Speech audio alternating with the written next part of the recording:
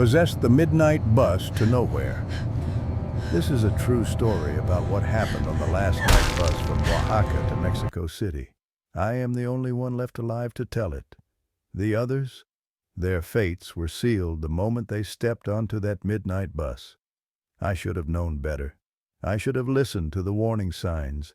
But grief makes fools of us all, and that night I was the biggest fool of them all. My name is Elena Vasquez. I was 28 years old and teaching English at a small private school in Oaxaca when it happened. The incident occurred on November 17th, a date now permanently etched into my nightmares. I was on my way to Mexico City to attend the funeral of Isabel Montero, my closest friend since university. The news of her death had hit me like a physical blow. A car accident on the notorious Oaxaca-Puebla highway, they said. Quick and painless, they assured me, though I've since learned that's what people always say, regardless of the truth. The Oaxaca bus terminal at night is a different creature than its daytime counterpart. Gone are the families with children, the tourists with their oversized backpacks, the vendors selling colorful handicrafts. In their place, shadowy figures huddled in corners, the occasional drunk sleeping it off on a bench, and those of us with nowhere else to be at such an ungodly hour. It was nearly 10 p.m. and the terminal was bathed in the sickly glow of fluorescent lights that buzzed and flickered overhead like dying insects. The air was thick with the scent of diesel fuel, stale coffee, and something else, something I couldn't quite place, but that made my skin crawl nonetheless. Perhaps it was fear, though I didn't recognize it as such at the time. I sat on a hard plastic bench, my small overnight bag beside me. The funeral wasn't until the next afternoon, but I couldn't bear another night alone in my apartment, surrounded by photos of Isabel and me, laughing at graduation, posing on a beach in Cancun, her maid of honor speech at my ill-fated wedding 3 years ago. My phone held dozens of unread messages, condolences from mutual friends and colleagues who didn't know what to say but felt obligated to say something. I hadn't responded to any of them. The terminal's announcement system crackled to life, the sound like bones breaking in the stillness. Last call for bus 218 to Mexico City, departing from gate 5 in 15 minutes. I glanced around at my fellow night travelers. A middle-aged man in an oversized gray coat hunched over his phone, an elderly couple holding hands, the woman's head resting on her husband's shoulder, a young man with dyed blue hair and multiple piercings reading a book despite the inadequate lighting. We all shared the same weary expression, the universal look of people who had no choice but to travel at this godless hour. "Going somewhere, dear?" I startled at the voice beside me. I hadn't noticed the elderly woman take the seat to my right. She must have been in her late 60s with silver hair pulled back into a neat bun, deep wrinkles etched into her weathered face like ancient riverbeds. "Mexico City," I answered, not particularly wanting conversation, but too well-mannered to ignore her completely. "Ah, a long journey, especially at this hour," she said, her voice like gravel underfoot. "I'm Carmen, going to Puebla to visit my daughter. And you, what takes you to the capital so late?" "A funeral," I said, simply hoping the blunt response would end the conversation.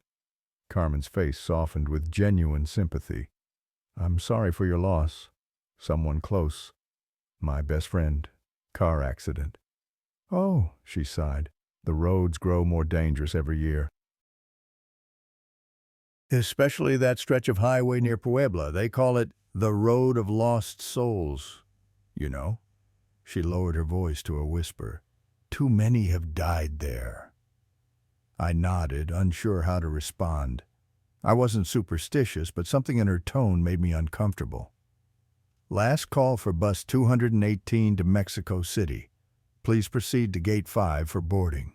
The announcement system crackled again, saving me from having to continue the conversation. I stood, shouldering my overnight bag.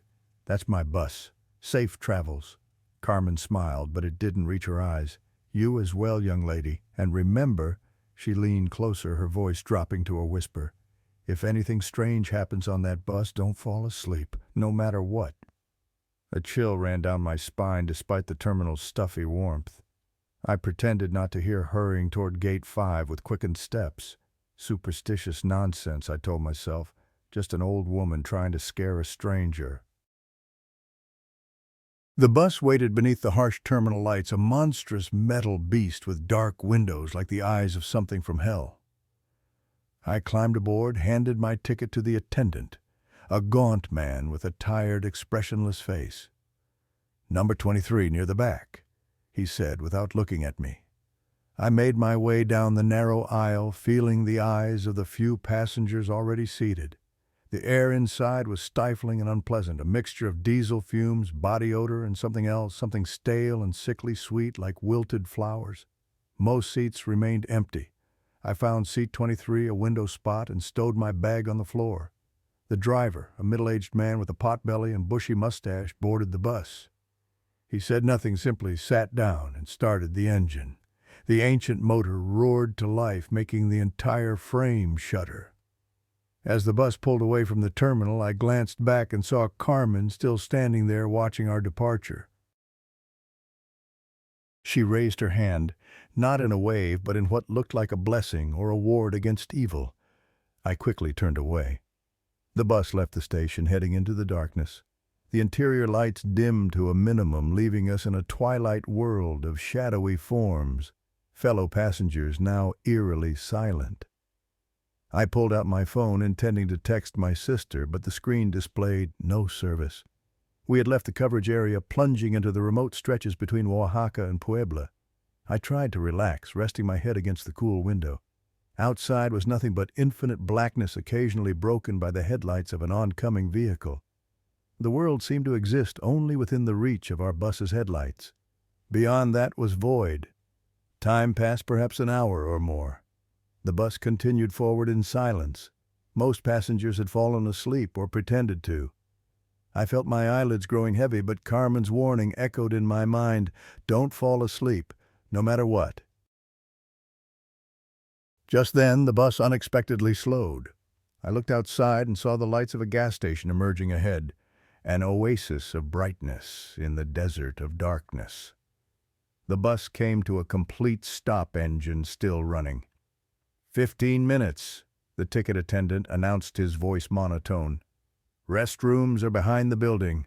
Don't wander off." Passengers began to stand, stretch, and disembark. I did the same, relieved to escape the suffocating interior, if only briefly. The gas station was small and dated, with a dimly lit convenience store and a closed food counter. I headed to the restroom, a small damp cubicle with flickering fluorescent lighting overhead. As I washed my hands, I caught sight of my reflection in the mirror, pale and drawn with dark circles under my eyes. I hadn't been sleeping well since receiving the news about Isabel.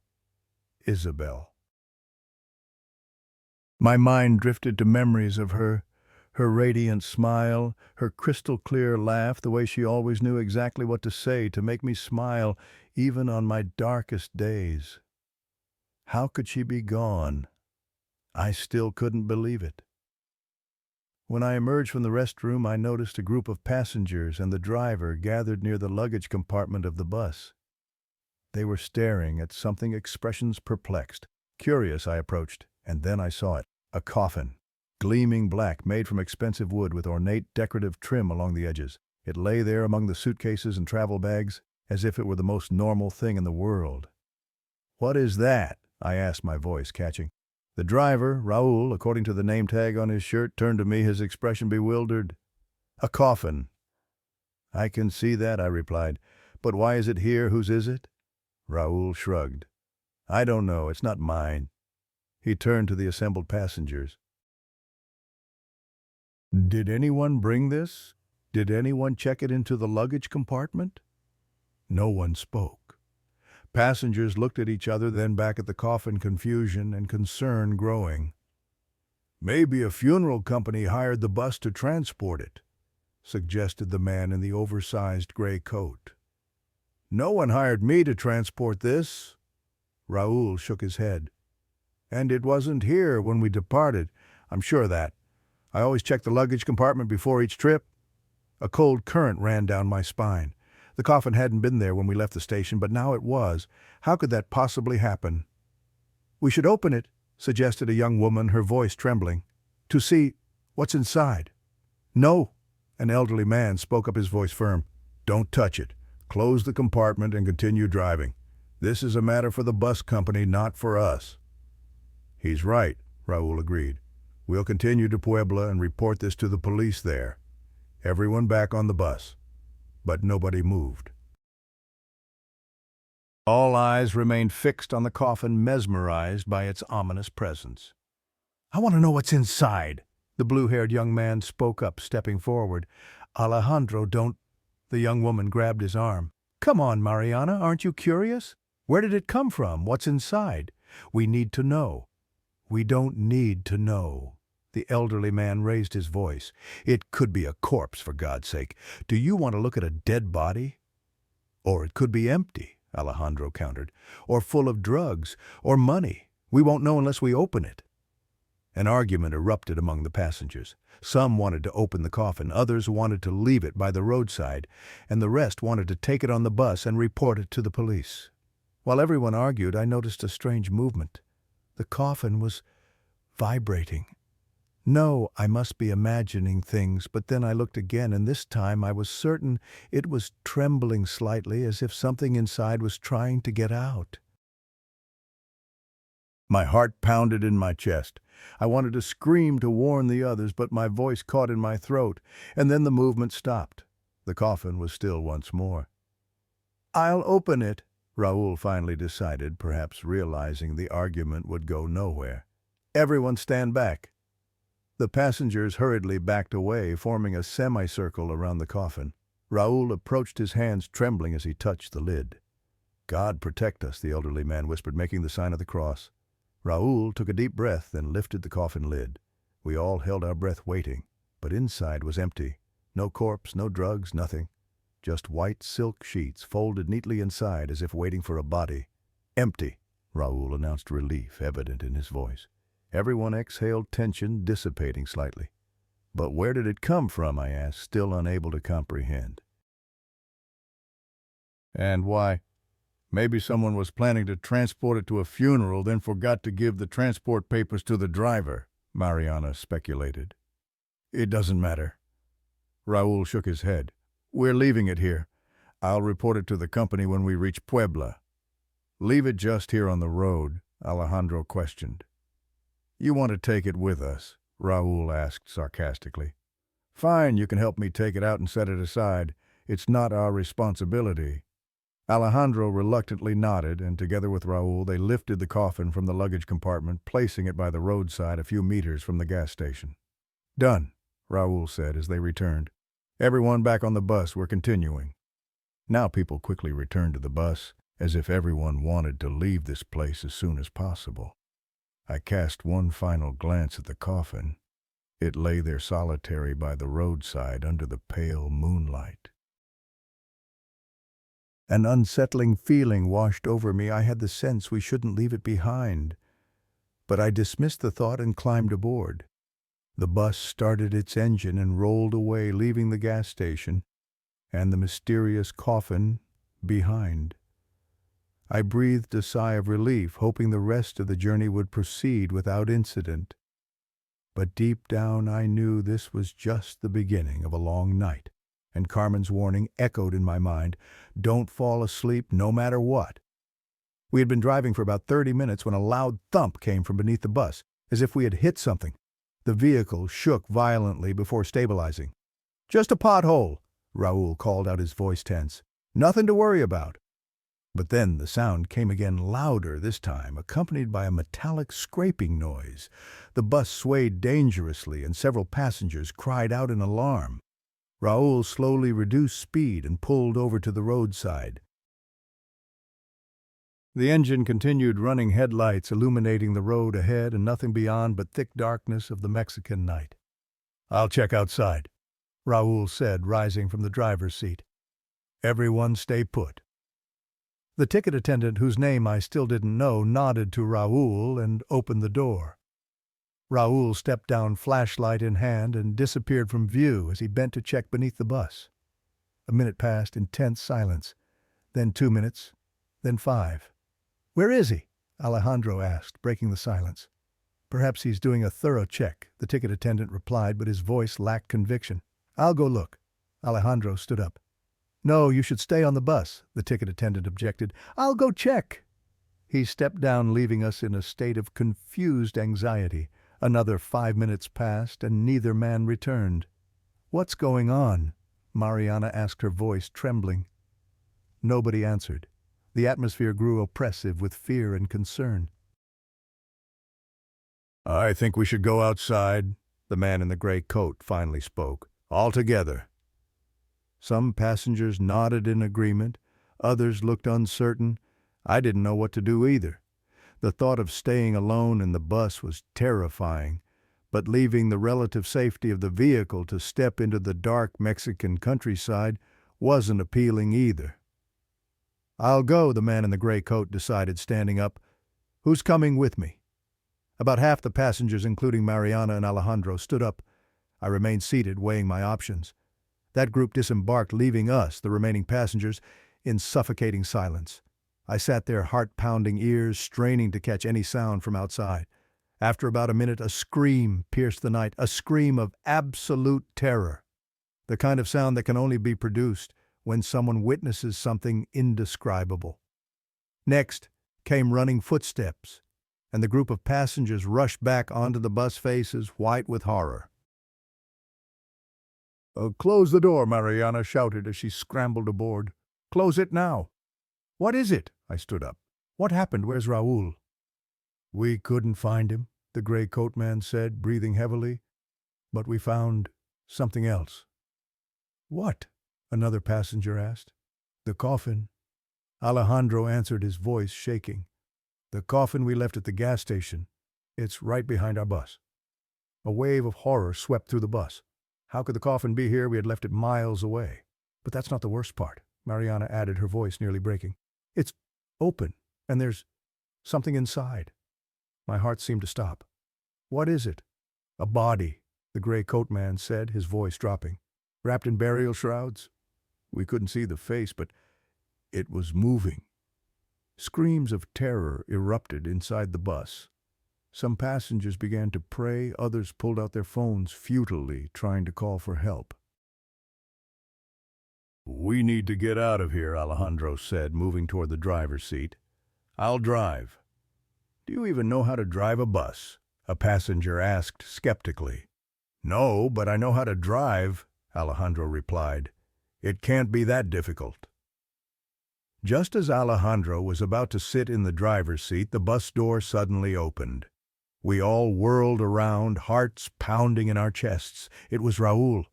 Thank God you're okay, Mariana exhaled. We thought you had... But as Raul stepped onto the bus, we realized something was wrong. He moved strangely, stiffly, as if his joints weren't working correctly, and his face, completely expressionless with empty eyes that stared straight ahead. Raul, Alejandro called, taking a step back. Are you okay? Raul didn't answer. He simply sat in the driver's seat, staring straight ahead. And then without a word, he closed the door, shifted gears, and the bus began to move. Hey, what are you doing? Alejandro asked, grabbing a seat to maintain balance. What's going on, Raul? Raul remained silent, eyes fixed on the road ahead. The bus accelerated faster than was safe on this dark, winding road. What is he doing? Mariana asked, her voice shaking. He's going to kill us all. Alejandro moved toward Raul, but before he could get close, the bus suddenly braked, causing Alejandro to lurch forward, his head hitting the metal bar of a seat. He lay motionless, a streak of blood beginning to spread across his forehead. Alejandro, Mariana cried out, quickly kneeling beside him. He's hurt! Someone help! But no one moved. All were frozen with fear, staring at Raul, who still sat rigidly motionless as a statue. And then slowly Raul turned his head, a rigid, unnatural movement, and looked at us. His eyes were empty, devoid of life. We have a new passenger, he said in a monotone, emotionless voice. Welcome them. The bus door opened with a horrific screech. Outside was only darkness, but then something began to move in the shadows, a tall, thin figure wrapped in white cloth. No, I whispered, unable to believe my eyes. Impossible. But it was real. From the darkness, a figure wrapped in white burial shrouds was climbing onto the bus, moving stiffly and unnaturally as if bones and muscles no longer worked properly. Passengers screamed in panic, trying to back away as far as possible from the creature. But in the confined space of the bus, there was nowhere to run, nowhere to hide. The shrouded figure was now on the bus, standing in the aisle, head bowed, as if observing us from beneath the burial cloth. No face was visible, only the vague shape of a head and body. "God Almighty," the elderly man whispered, making the sign of the cross. "Lord, protect us." The figure tilted its head to one side as if listening. And then a soft chuckle emerged from beneath the shroud, not a human sound, but something distorted and dry like dead leaves rubbing together. "We continue our journey," Raoul said, still in that even, emotionless tone. He closed the door and the bus rolled forward once more.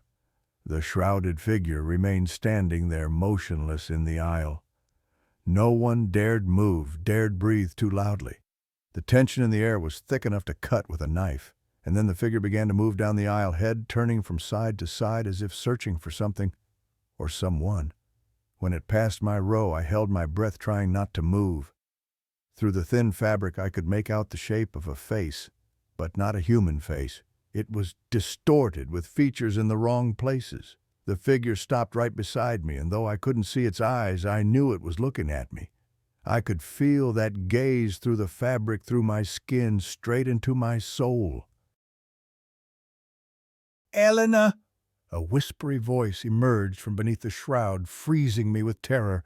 How did it know my name? "Elena!" It repeated its voice like wind through an ancient graveyard. "Old friend." And then slowly it raised its hand, a skeletal hand wrapped in white cloth, and pulled down the shroud covering its face. I screamed, unable to contain it. For that face, that pale, distorted face with empty eyes and a grotesque smile, was Isabel's, my best friend whom I was on my way to bury. "Isabel," I whispered, unable to believe my eyes. "You came to my funeral," Isabel said, her voice no longer hers, but something dry and broken. "How thoughtful of you." "Possessed, the midnight bus to nowhere. Part 2, the escalation." "No." I shook my head, tears streaming down my face. "You're not real. You can't be real." "Oh, I'm very real, Elena." Isabel smiled, the smile too wide and twisted on her pallid face. "As real as death itself." Isabel moved closer, her skeletal hand reaching toward me. "I've been so lonely, Elena. It's so cold down there. Come with me. Come with me down there." I shrank back, trying to avoid her touch. "No. Please. Isabel." "Not Isabel," the elderly man suddenly spoke up, his voice surprisingly firm. "That's not your friend, young lady. That's a Nahual." Isabel, or whatever was impersonating her, whipped her head toward the old man, the head rotating at an unnatural angle. "Silence, old man!" It growled, its voice now completely inhuman. "Nahual!" The old man continued, his voice trembling but resolute. "The shapeshifters, the deceivers. They take the form of the dead to trick the living, to lead them to their deaths." "Silence!" The creature roared, its voice like thunder, making the entire bus shake. It lunged toward the elderly man with impossible speed. But before it could touch him, something appeared in the old man's hand. A small crucifix made from dark wood.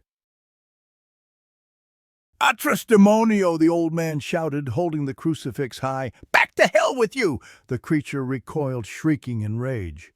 It no longer resembled Isabel, the face contorting, transforming into something no longer human, with angular features and teeth too long, too sharp. "You cannot escape," it growled, its voice like dozens of voices speaking at once. "This bus belongs to us. Your souls belong to us." The elderly man continued, holding the crucifix firmly, mouth mumbling prayers in Spanish. The creature hissed, cowering as if in pain. "Please," Mariana said, still kneeling beside unconscious Alejandro. "We've done nothing. Let us go." "No one leaves," the creature snarled. "This bus goes straight to hell." At that moment, the bus suddenly braked again, throwing us all forward. I hit my head on the seat in front of me, a sharp pain shooting through my skull.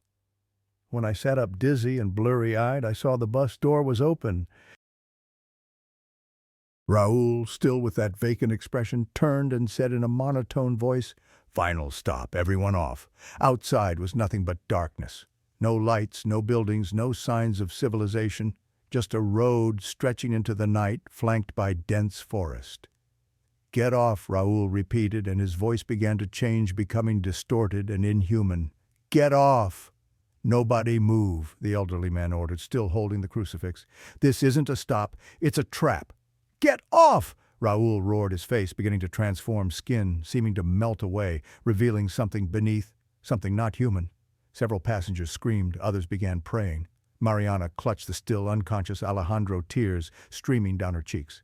In this desperate situation, I suddenly remembered Carmen's words. "If anything strange happens on that bus, don't fall asleep. No matter what, don't sleep." Was that the key? Because if I were sleeping, this could be a nightmare. I pinched myself hard, feeling the sharp pain. No, I wasn't sleeping. This was reality. A twisted, horrifying reality, but reality nonetheless. The creature that had been Isabel was advancing toward the elderly man, no longer afraid of the crucifix. "Your toy has no power here," it sneered. "This is our hell. Your rules don't apply." "Dios me protege," the old man whispered, his hand trembling as he held the crucifix high. The creature reached out, touching the crucifix. There was a hissing sound of burning flesh, and it withdrew its hand, howling in pain. "Clever old man," it growled. "That's no ordinary cross." "Made from wood of the true cross," the old man said, his voice quavering. "Blessed by the Pope himself." "Lies!" the creature roared, but it didn't approach any closer.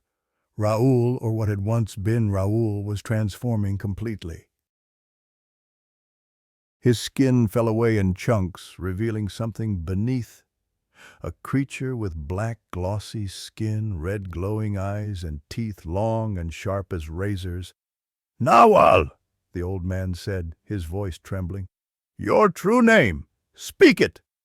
The creature roared, seemingly unwilling to comply, but appeared compelled by the power of the crucifix. "Xolotl!" it finally bellowed. "I am Xolotl, guide to Mictlan, the land of the dead." "Xolotl," the old man repeated, his voice lowering. "These souls are not yours." "You don't understand," Xolotl growled. "They owe me, all of them, blood for life." I didn't understand what it was talking about, but clearly the old man did. His face paled. You caused the accident," he said, "on the Oaxaca-Puebla highway." "Many accidents," Xolotl grinned, the grin twisted on its inhuman face. "Many, many accidents, across many centuries."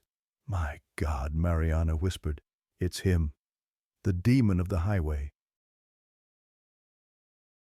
I had heard of this, an urban legend about a demon causing accidents on the Oaxaca-Puebla highway, especially at night. But that was just a story, a way to explain the high accident rate on that dangerous stretch of road. Not real.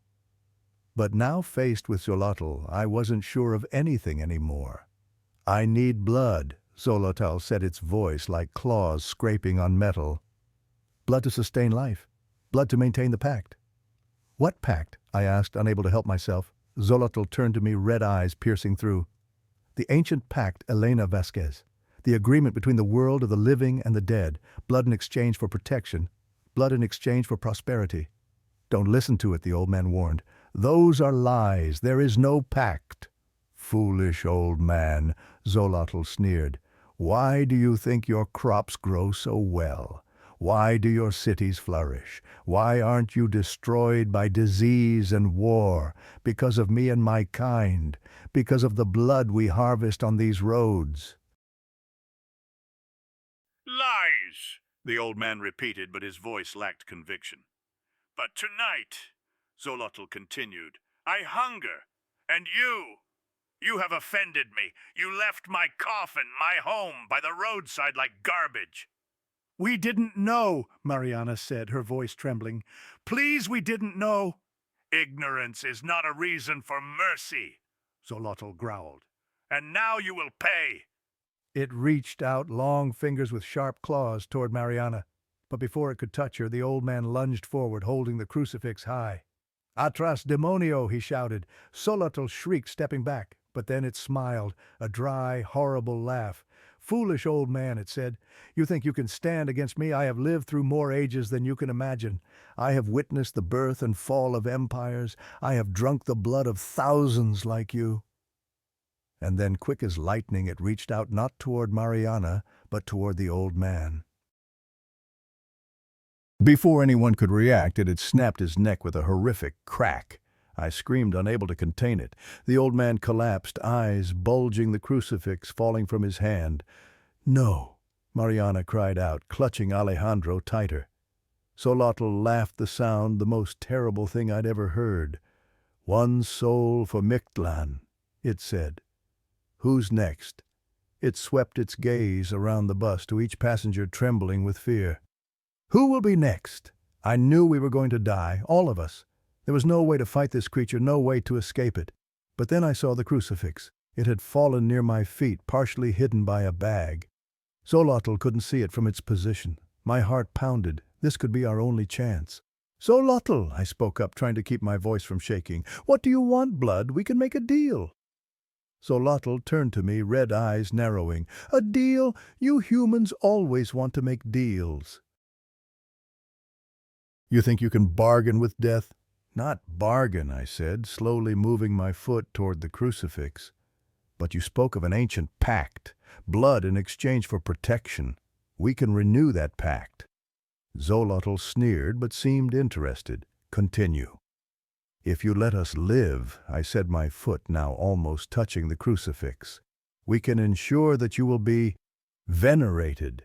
We will tell your story. We will make people remember you. There will be offerings." "Offerings?" Xolotl asked, its voice dropping. Like in the old times, I affirmed, not sure what I was promising, but knowing I needed to buy time. My foot now touched the crucifix. "You lie," Xolotl growled after a moment. "You modern humans, you have forgotten. You have forgotten the old gods. You have forgotten the pacts. You only remember death when it comes knocking at your door." "Then remind us," I said slowly, nudging the crucifix toward me with my foot. "Give us a chance to remember." Xolotl stared at me intently as if weighing my offer. "And what do I get?" it asked. "Offerings," I repeated. "Blood." "Whose blood?" Xolotl asked, its voice becoming eager. I swallowed hard. "Mine." Mariana inhaled sharply but said nothing. I could feel her eyes on me, probably thinking I had gone insane. Xolotl smiled, the smile twisted on its inhuman face. "You would sacrifice yourself to save the others? How noble and foolish." "Not foolish," I replied, my foot having almost pulled the crucifix within reach. "It's a deal, my blood for their lives." Xolotl moved closer to me, red eyes staring. "And how do I know you'll keep your word? You'll take my blood first," I said, "then let them go." Xolotl laughed a ghastly sound. "Deal accepted. Your blood, Elena Vasquez, in exchange for their lives." It moved closer, extending its sharp claws toward me. My heart pounded in my chest, but I forced myself to remain still. Just a little more. Just as Xolotl was about to touch me, I reached down, grabbed the crucifix, and held it up before the creature. "Atras demonio," I shouted, repeating the old man's words. Xolotl shrieked, recoiling as if struck. "Deceitful bitch," it roared. "Deceitful," I retorted, my voice shaking but determined. "No, this is a new deal. You let us go or I drive this into your heart." Xolotl roared in fury but didn't dare approach. It stared at the crucifix with pure hatred. "You cannot escape me," it growled. "This is my territory. This is my bus." "Not anymore," I said, and stepped forward, still holding the crucifix high. "Now it's ours, and we're leaving." Xolotl retreated as I advanced, snarling and hissing. I continued moving forward, forcing it back toward the open bus door. "You will die," Xolotl screamed. "If not tonight, then another night. I will find you. I will follow you to the ends of the earth." "Maybe," I replied, "but not tonight." And with a forceful push, I forced Xolotl off the bus. It fell onto the road, howling in rage. "Alejandro," I shouted, "wake up! We need you!" Alejandro groaned slowly, opening his eyes. What happened?" "Can you drive the bus?" I asked urgently. I think so," he said, staggering to his feet with Mariana's help. "Then hurry," I said. Hurry! Alejandro stumbled toward the driver's seat while I remained at the door holding the crucifix to keep Xolotl at bay. The creature was howling and snarling outside, trying to approach, but unable to get past the crucifix. Alejandro sat in the driver's seat, fumbling with the controls for a moment, then the engine roared. The bus began to move. "Close the door," Mariana shouted. I hit the door close button and the door slowly shut, keeping Xolotl outside. Its furious howls could still be heard as the bus accelerated and plunged into the night. "He's dead," a passenger said, kneeling beside the old man. "Neck broken." "My God," Mariana whispered, tears streaming down her cheeks. "What just happened? What was that Nahual?" I answered, still clutching the crucifix tightly. "A highway demon." "Will it come back?" another passenger asked, voice trembling. "I don't know," I admitted. "But we need to find our way to people as quickly as possible." "And if we stay here," Alejandro added from the driver's seat, eyes focused on the road ahead, "the members of the cult will eventually return, and I don't think they'll let us leave." "Cult?" I asked, confused. "What cult?" Alejandro didn't answer immediately, then shook his head. "I don't know why I said that. Let's just get out of here." The bus continued through the darkness with trembling passengers and a dead body. I didn't know where we were going, didn't know if we would escape this nightmare. But at least we had a chance. I looked out the window into the endless darkness outside and wondered if Xolotl was watching us. Whether it would keep its promise and leave us alone, or would it return to claim the blood it believed it was entitled to? And I wondered about Isabel. Had she really died in an accident, or was it Xolotl? And was her soul truly at rest or trapped somewhere on that accursed road? I had no answers to these questions. All I knew was that we were still alive, at least for now, and I was determined to keep it that way. I clutched the crucifix tightly, wondering if it truly had been blessed by the Pope, or if that was just a lie the old man told to frighten Xolotl. In the end, I decided it didn't matter. What mattered was that it had worked. "Do you think we'll survive?" Mariana asked quietly, sitting down beside me. I looked at her, saw the fear and hope in her eyes. "I don't know," I admitted. "But I won't give up, and neither should you." Mariana nodded, taking my hand. "Thank you for saving us." "Don't thank me yet," I replied. "We're not out of this yet." And in the darkness outside the window, I thought I saw a shape moving, a tall, thin figure wrapped in white cloth. But perhaps it was just my imagination, at least I hoped it was. The bus continued its journey through the night, the engine growling like a wounded beast. Alejandro remained at the wheel, hands gripping the steering wheel tightly, gaze focused on the road ahead, illuminated weakly by the headlights. Mariana sat behind him, occasionally wiping sweat from his forehead.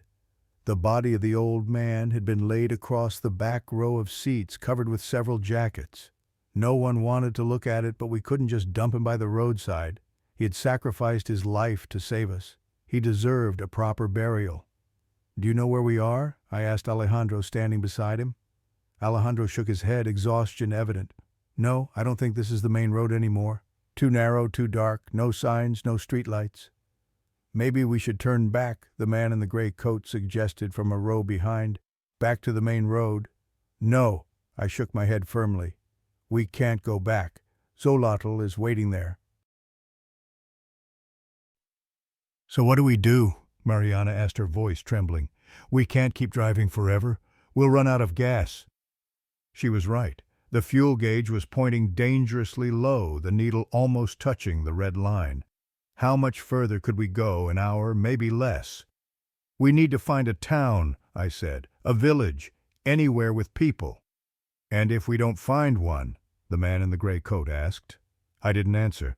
I didn't want to think about that possibility. "Look!" Mariana suddenly exclaimed, pointing ahead. "Lights!" We all looked in the direction she was pointing. And indeed, far ahead there was a small point of light like a solitary star in the darkness.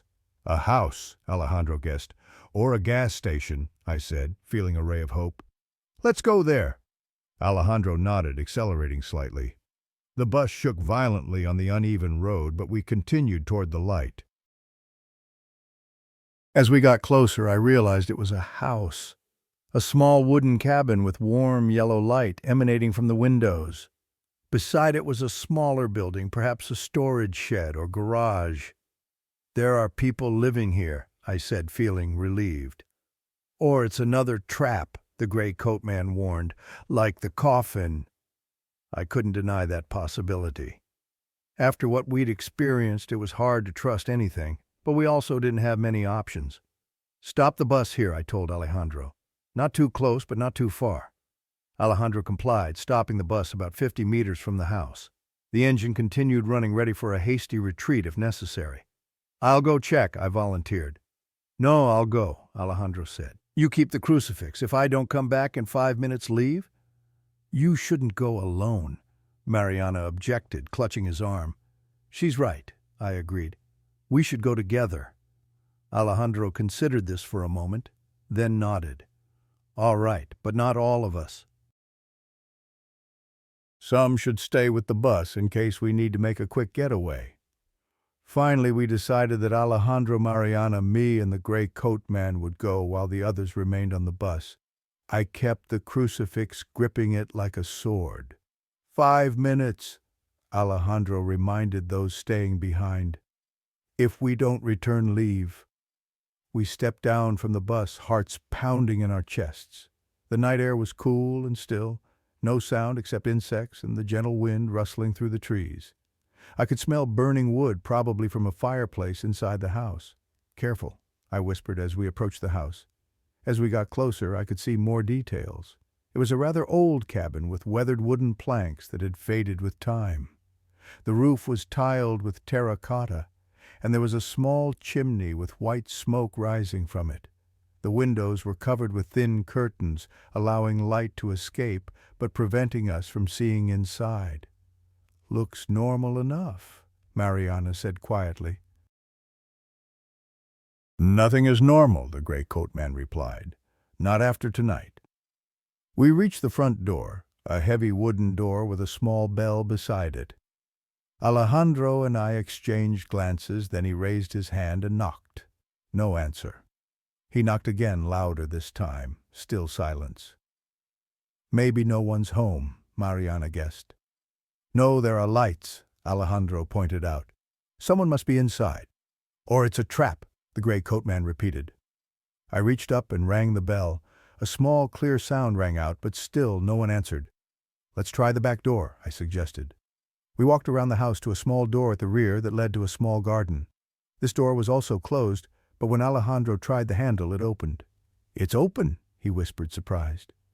"We shouldn't break into someone else's house," Mariana objected. "We need help," I said, "and no one's answering the door." After a moment of hesitation, Alejandro pushed the door open and we stepped inside. Inside was a small kitchen, warm and bright. A pot was boiling on the stove, emitting the aroma of meat stew. A wooden table was set for dinner with 4 place settings and burning candles. Everything looked as if the owners had just stepped away for a moment and would return any second. "Hello," Alejandro called out. No answer. The house was eerily quiet, with only the steady ticking of a wall clock and the bubbling pot on the stove. "I'll check the other rooms," Alejandro said. "You two stay here." "No," I shook my head. "We should stay together." Alejandro reluctantly nodded, and we moved together through the kitchen into the living room. The living room was warm, with a crackling fireplace casting an orange glow and pleasant warmth. There were comfortable armchairs, a sofa, and bookshelves along the walls. No one was there. We continued through a small hallway, checking each room. There was a bedroom with a large, neatly made bed, a clean bathroom, and a small study with a desk and more bookshelves. All empty. "This is strange," the gray coat man said. "Someone was just here, but where did they go?" "Maybe they heard us coming and hid," Mariana suggested. "Why would they do that?" I asked. "And where we didn't see anyone leave the house." "Look at this," Alejandro suddenly said, pointing to a small door near the end of the hallway that we hadn't checked. The door had no handle, just a lock and a strange symbol carved into it, a circle with a cross inside resembling an eye. A wine cellar, Mariana guessed. Or a basement, Alejandro said. I approached the door, feeling a shiver as I looked at the symbol. I didn't know why, but it made me uncomfortable. There was something ancient about it, as if it belonged to another age, another civilization. "Should we open it?" Mariana asked, her voice trembling. "It's locked," Alejandro pointed out, trying to push the door. "And there's no key." "Maybe the key is somewhere in the house," I suggested. "We shouldn't open it." The gray coat man suddenly spoke up. His voice was tense, almost fearful. "We should leave, now." "Why?" I asked, turning to him. "That symbol," he said, pointing at the carving on the door. "I know it. It's the Eye of Mictlan, the symbol of death and rebirth." "How do you know that?" Mariana asked, surprised. "I'm an anthropologist," the man said. "I study ancient Mexican cultures, and I'm telling you we should not open that door." "But what if someone needs help down there?" I asked. "Trust me," he emphasized. "No one down there is alive. No one human." A cold feeling ran down my spine. "What do you mean?" Before he could answer, a sound came from behind us, the sound of a door closing. We all spun around, hearts pounding. "Someone just entered the house," Mariana whispered. "Or left it," Alejandro added. "Or the wind just closed the door," I said, trying to stay calm. We quietly moved back to the living room, then to the kitchen. No one was there but the back door. The door we had entered through was now closed. Alejandro tried the handle, but it wouldn't turn. "It's locked," he said, tension in his voice. "Try the front door," I suggested. We hurried to the front door, but the result was the same, locked. We were trapped in the house. "What the hell is happening?" Mariana asked, voice trembling with fear. "It's a trap," the gray coat man said, voice dropping. "As I said, another trap of Xolotl." "No." I shook my head, determined to hold on to hope. "We don't know that. Maybe it's just wind or an automatic locking mechanism." "In an old cabin in the middle of nowhere?" Alejandro asked skeptically. "I don't think so." "We could break a window," Mariana suggested. "Let's try," the gray coat man said. Alejandro grabbed a wooden chair from the dining table, lifted it and threw it hard at the nearest window, but instead of shattering, the window seemed to absorb the impact. The chair bounced back, flying across the room and breaking into pieces when it hit the opposite wall. "What the hell?" Alejandro exclaimed, astonished. "Try again," I said, unable to believe my eyes. Alejandro picked up a broken chair leg, a long, heavy piece of wood, and threw it at the window. Once again, the window seemed to absorb the hit, and the piece bounced back. "This isn't normal glass," the gray coat man said, approaching the window and examining it. "It might not be glass at all." I moved closer and touched the window's surface. It looked like glass, felt like glass, but there was something wrong about it. It was too smooth, too perfect, as if made from an entirely different material. "We're trapped," Mariana said, her voice breaking. "There's no way out." "There must be," I insisted. "There's always a way out." "The way out is through that door," the gray coat man said, pointing back toward the hallway to the door with the Eye of Mictlan. "But I don't think we want to go that way." "Why not?" I asked. "What do you know that you're not telling us?" The gray coat man sighed, then looked at us with heavy eyes. "The Eye of Mictlan," he said, "is a symbol used in ancient sacrifice rituals. It marks the entrance to where souls were sacrificed to the death gods." "Sacrifice rituals," Mariana repeated, voice trembling. "You mean killing people?" "The Aztecs and other civilizations believed that human blood was the food of the gods," the gray coat man continued. "They sacrificed thousands each year to keep the sun rising, the crops growing, to prevent the apocalypse. And Mictlan, the kingdom of the dead, was where the sacrificed souls went." "Like what Xolotl said," I recalled. "Blood in exchange for protection, blood in exchange for prosperity." "Exactly," the man nodded. "Xolotl is the guide to Mictlan in Aztec mythology. He's a kind of death god who escorts souls of the dead to the afterlife." "But those rituals ended long ago," Alejandro objected. "When the Spanish came, they abolished all of that." Or at least that's what the textbooks say, the gray coat man replied. But there are traditions, ancient beliefs that never really die. They just go underground, practiced in secret. And in some remote, isolated parts of Mexico, the ancient rituals continue. You think this is such a place? I asked, feeling cold. I'm afraid so. He nodded. This house, that symbol on the door. I think we've unwittingly walked into a sacred place, a place where the old rituals are still performed.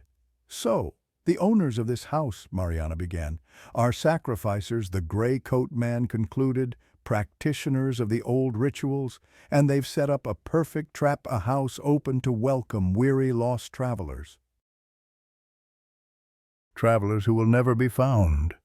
But the coffin, Xolotl, all of that was real, I said. We saw it. I don't doubt that. The man nodded. Perhaps what the Spanish and the Church dismissed as superstition and devils actually exists. Perhaps Xolotl and the other gods are real, and perhaps therefore the sacrifices actually work. My God, Mariana whispered. So what do we do now? Alejandro asked, voice tense. We need to find a way out of here, I said. Need to find a key, a switch, anything that might open a door. Or we could wait for the owners to return, Alejandro suggested. To do what? Kill us? The gray coat man asked. No, we need to escape before they return. I still have the crucifix, I said, holding it up. If it worked against Xolotl, perhaps it will work against those who worship him. Perhaps, the gray coat man nodded. But I wouldn't want to risk it. Let's search the house, I decided. Look for anything that might help us, keys, weapons, information, and be careful. We split into two groups. I went with the gray coat man, while Alejandro went with Mariana.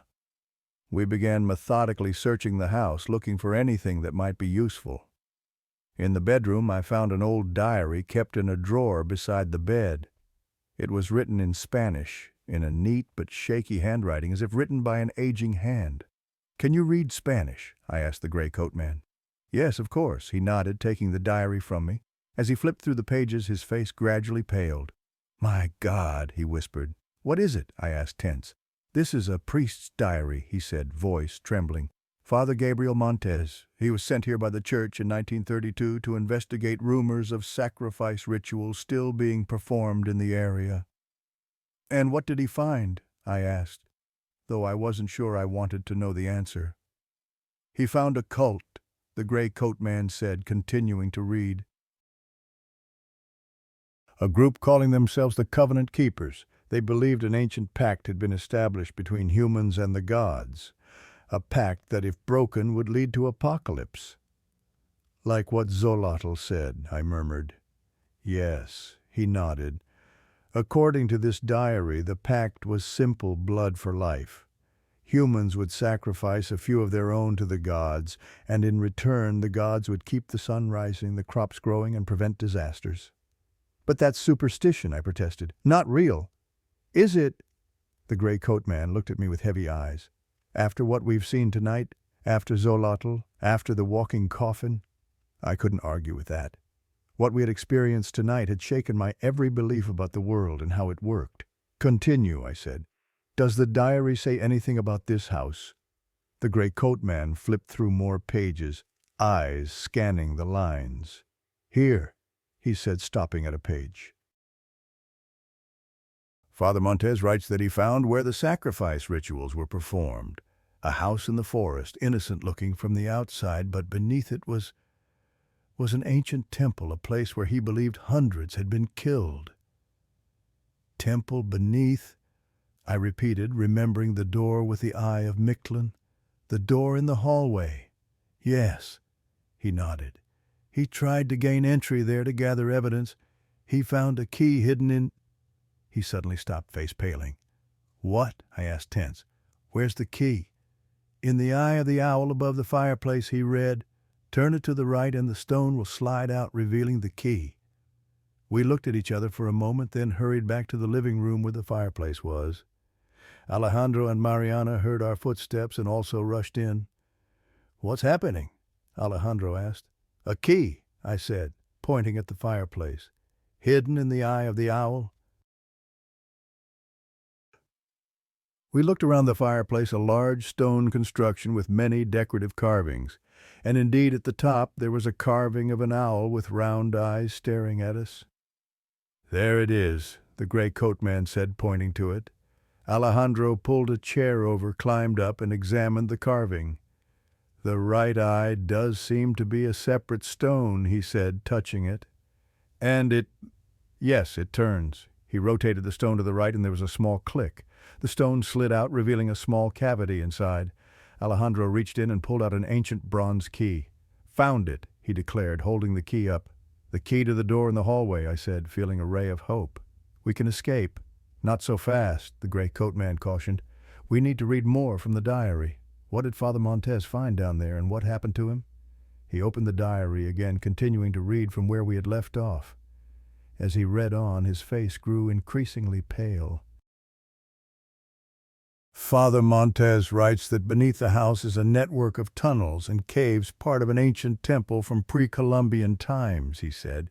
He describes walls decorated with ancient symbols, blood-stained stone altars, and bodies, dozens, perhaps hundreds of bodies, some fresh, some just skeletons.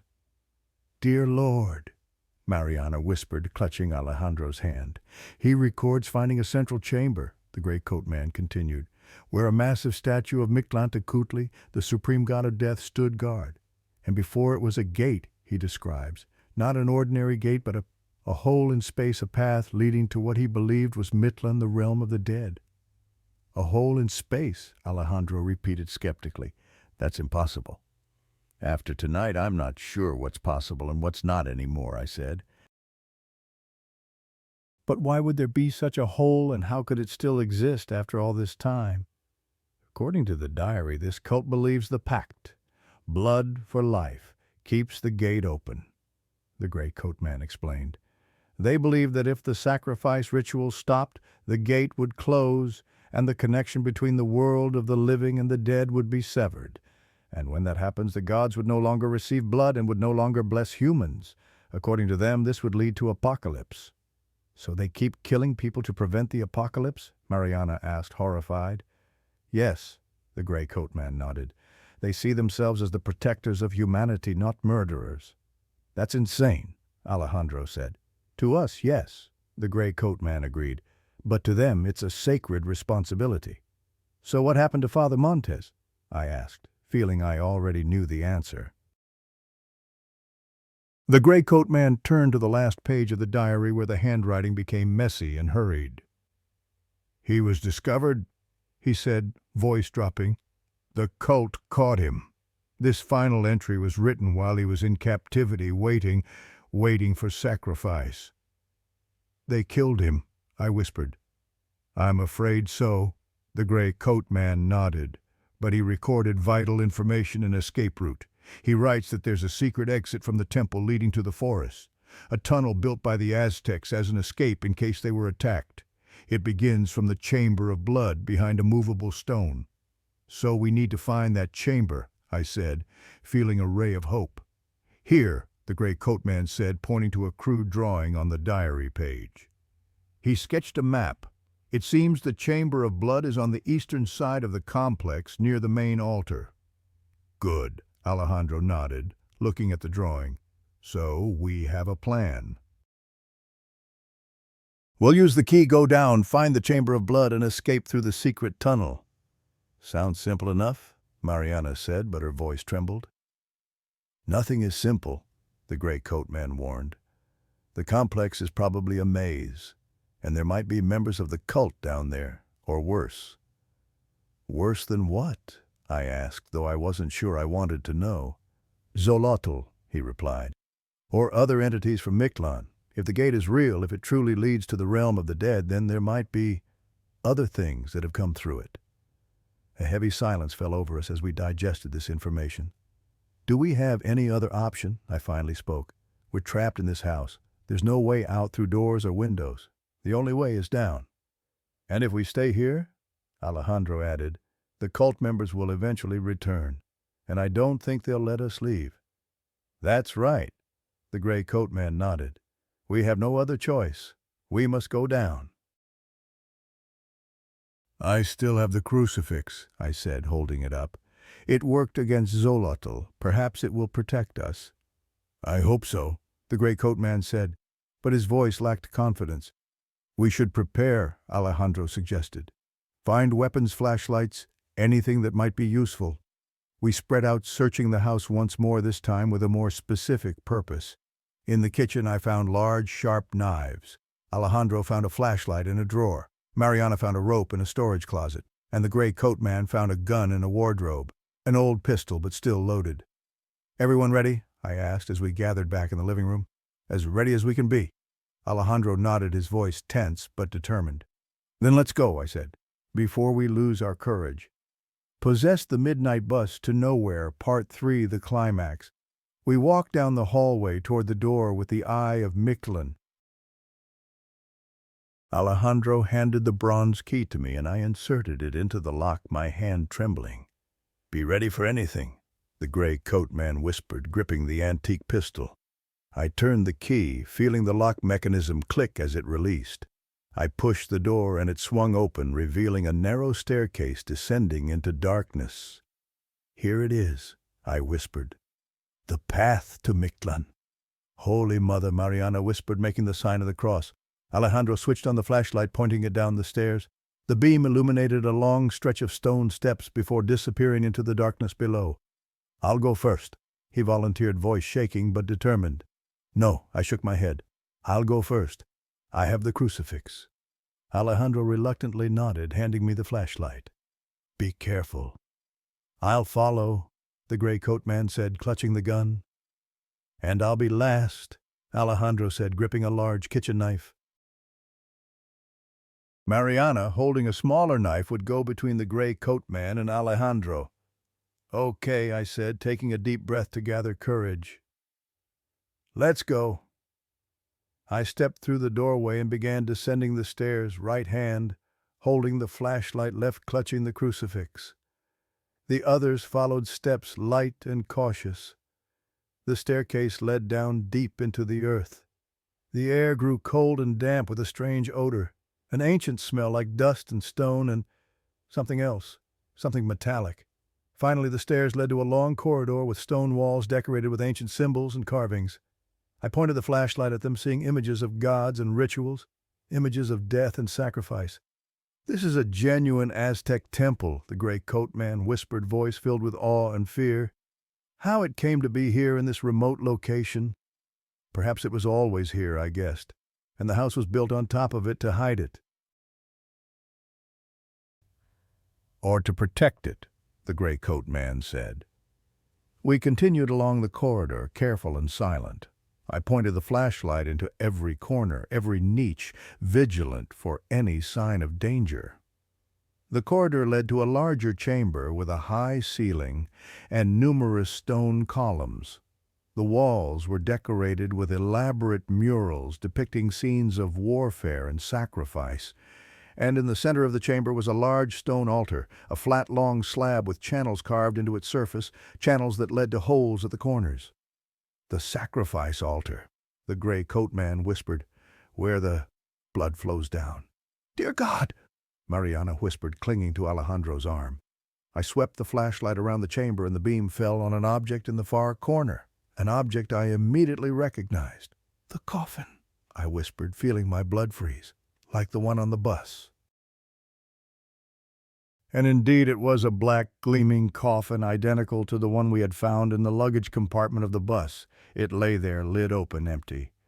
That's Xolotl's home, the gray coat man said, where he rests when not hunting. We should leave, Alejandro said, voice tense. Now. No, wait, the gray coat man said, stepping closer to one of the walls. Look, a map. We gathered around him, looking at the wall. And indeed, carved into the stone was a map of the underground complex, a network of tunnels and chambers with various symbols marking different locations. The Chamber of Blood, the gray coat man said, pointing to a symbol, a drawing resembling a droplet. It must be there. According to the map, we need to go through this corridor, turn left at the junction, then straight to the final chamber. Then let's go, I said, turning away from the map. But before we could move, a sound came from behind us. the sound of a door opening footsteps. "Someone's coming down the stairs," Mariana whispered, panicked. "The owners of the house," the gray coat man said. "They've returned." "Quick," Alejandro urged. "We have to go now." We hurried across the chamber, entering the corridor on the opposite side. I tried to step lightly, but every sound seemed amplified in this stone silence. The corridor led to a junction, as the map had indicated. We turned left as directed by the gray coat man and continued forward, hearts pounding with fear. Behind us I could hear voices, multiple people speaking in a language I didn't recognize. Not Spanish, not English. Perhaps an indigenous dialect, an ancient form of Aztec. "They know we're here," the gray coat man whispered. "They're looking for us." "Hurry," I urged, increasing my pace. We ran through the corridor, finally reaching a large stone door at the end decorated with symbols of blood and death. I pushed it and it opened surprisingly easily, as if perfectly balanced on its hinges. Inside was the Chamber of Blood. It was both horrific and beautiful. The walls were painted deep crimson with golden and black patterns running along them. The ceiling was decorated with an intricate mural of the night sky, with stars and constellations painted in something that glittered like gold. And in the center of the chamber was a small pool, or at least it looked like water until I shone the flashlight on it and realized it was deep red. Blood. "Blood for life," the gray coat man whispered. "All this blood, but from how many people?" "I don't want to know," I replied, feeling nauseous. "Let's find the exit." "Behind a movable stone," Alejandro reminded, looking around the chamber. We began examining the walls, looking for any sign of a secret door or a movable stone. But the walls appeared solid and impenetrable. "There's nothing," Mariana said, desperation in her voice. "No way out." "There must be," I insisted. "Father Montes found it. It has to be somewhere."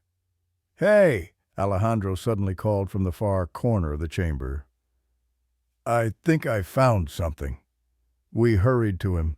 He was kneeling beside a stone that looked different from the others, smoother, shinier, as if it had been touched many times. "Try pushing it," I suggested. Alejandro nodded, bracing his shoulder against the stone and pushing.